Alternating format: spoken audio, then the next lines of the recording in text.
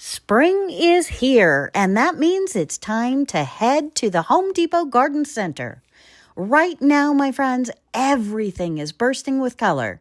Rows of bright annual flowers like petunias, marigolds, and pansies are ready to instantly transform your yard into a paradise.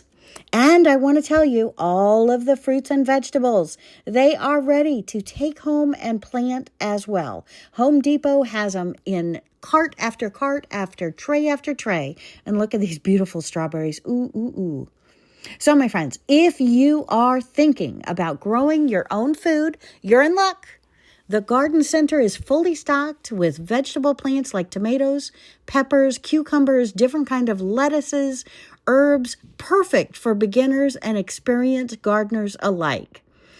One of the best parts, well, these plants are already started for you. That means you can skip the seeds and jump straight into growing. Make sure to check your local frost dates before planting, but I think we're probably okay here now. And don't forget the essentials: good soil, fertilizer, and plenty of sunshine. Make sure you have that plan in mind on how to water, when to water, and who's going to look out for it for you if you go away for a couple of days. So whether you're planting a full garden or just a few pots, now is the perfect time to get started. It's time to add color to our porches and our decks. So grab a cart, pick your favorites, and let's grow something beautiful this spring. So many choices to choose from. And since we're here at Home Depot, I thought I would tell you a little bit about what happens to me. Well, if you've ever walked into the Home Depot in the spring, you know exactly what happens.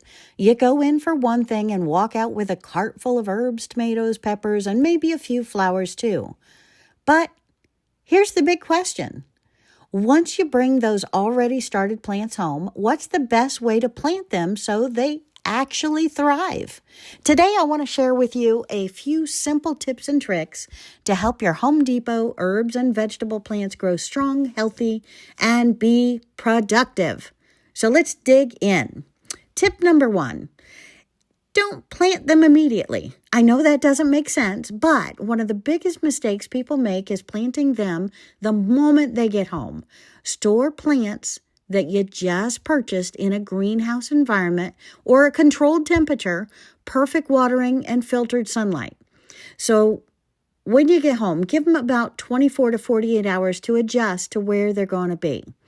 Place them outside in partial sun so they can slowly acclimate to the real world, meaning your home surroundings.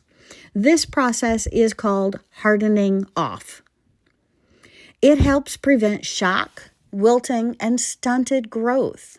Remember, these plants have been in a greenhouse, and then they're in Home Depot. Now they have to adjust to home. So before planting anything, read the plant tag. They're going to have a lot of great information on those tags. Tomatoes, for instance, they want 6 to 8 hours of sun. Peppers, they want to be in full sun. Basil, lots of sunshine. Parsley and cilantro, they can handle some partial shade. Planting in the wrong light is one of the top reasons gardens fail. So loosen the roots. That's tip number 3. Plants from big box stores often become root bound. You don't know how long they've been there. That means the roots have grown in circles inside the plastic container. So before planting, gently loosen the root ball with your fingers, gently. This encourages roots to grow outward into the soil instead of staying tangled.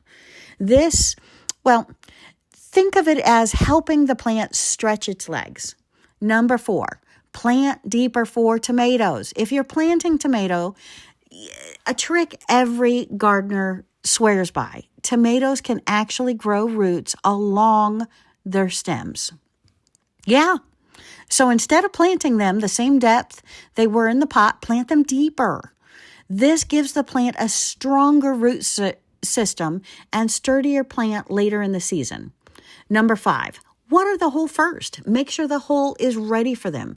Instead of watering after you plant, fill the planting hole with water first. Let it soak into the soil, then place the plant in and cover with soil. This creates a moisture pocket right where the roots need it most. And if possible, tip number 6, add compost. So what is that? Well, garden soil alone is often too compacted or low in nutrients. So you want to mix up that soil that they're going to be around with compost, garden soil, a raised bed mix. You can buy these bags here too. Your plants are going to grow faster and produce more if their roots are happy. Think of the compost as vitamins for your garden. Number 7, give your plants room to grow. Those tiny plants at the store can grow into very large plants. For example, tomatoes, they kind of need 2 to 3 feet of space minimally, and they still mix and match. Zucchini, wow, they can spread several feet wide. And herbs like mint can spread aggressively. So you might want to keep the mint in a controlled area, or else you're going to have that spreading and spreading and spreading. So crowding plants, it could prevent the airflow or cause disease or even smaller harvest because they're not getting enough nutrients themselves. Now, number 8, mulch is your secret weapon. After planting, put in 2 to 3 inches of mulch. I know you've seen other people do it, but mulch holds moisture in the soil, prevents weeds, and keeps roots cool during the summer heat. Have a great day. Thanks for joining me, and I'll see you real soon.